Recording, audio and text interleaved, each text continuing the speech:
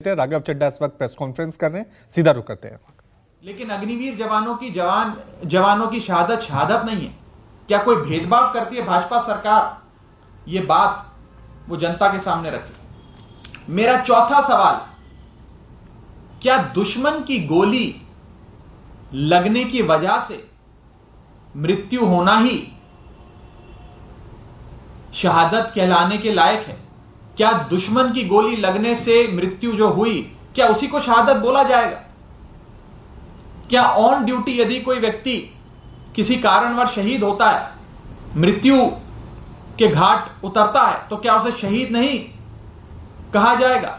मैं उदाहरण के तौर पे आपसे पूछता हूं कि मान लीजिए कोई -20 डिग्री, -25 डिग्री में बर्फों बॉर्डर पे सीमा पे तैनात भारत की रक्षा कर रहा है और इतनी ठंड के चलते, ब्रेन हैमरेज के चलते या किसी दुर्घटना के चलते अगर सैनिक शहीद हो जाता तो क्या उसे आप शहादत नहीं देंगे, कहेंगे? क्या उसे शहीद का दर्जा नहीं देंगे? ये मेरा चौथा सवाल भाजपा सरकार से।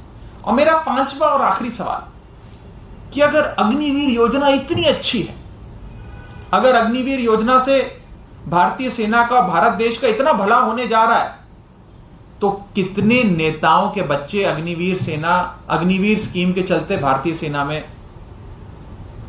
एनरोल किए? अगर अग्निवीर स्कीम इतनी अच्छी है और उससे सेना का और देश का इतना लाभ होने जा रहा है, तो कितने नेताओं के बच्चे हैं जो अग्निवीर योजना का फायदा उठाते हुए सेना में भर्ती हुए? कितने नेताओं के बच्चे हैं जिन्होंने अग्निवीर बनने के लिए फॉर्म भरा और सेना में भर्ती हुई? ये मैं पूछना चाहता हूं भाजपा सरकार से। लानत है ऐसी बीजेपी की सरकार पे जो अपने सैनिकों को, शहीद अग्निवीरों को सम्मान नहीं दे पाती। मैं भाजपा को कहना चाहता हूं कि कान खोल के सुन ले।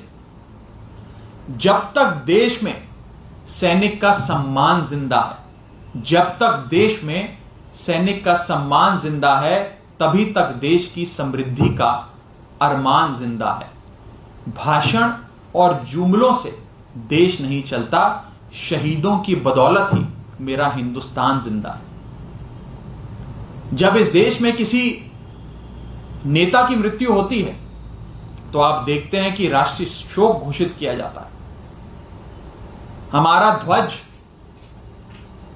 तिरंगा झंडा, आधा ध्वज फैलाया जाता है, स्मारक बनाए जाते हैं, सरकारी दफ्तरों की छुट्टी घोषित की जाती है। लेकिन आज यदि कोई अग्निवीर शहीद होता है, उनकी ऑन ड्यूटी मृत्यु होती है, तो उसे शहीद का दर्जा नहीं दिया जाता, उसे सैन्य सम्मान नहीं मुहैया कराया जाता। उसके पार्थिव शरीर को प्राइवेट एम्बुलेंस में, कोई आर्मी के वाहन में भी नहीं, प्राइवेट एम्बुलेंस में उनके गांव भेजा जाता है। कोई आर्मी का यूनिट उनके साथ नहीं तैनात किया जाता, उन्हें कोई पेंशन नहीं मिलती। यह है भाजपा सरकार की अग्निवीर योजना की सच्चाई। साथियों, दिवाली पर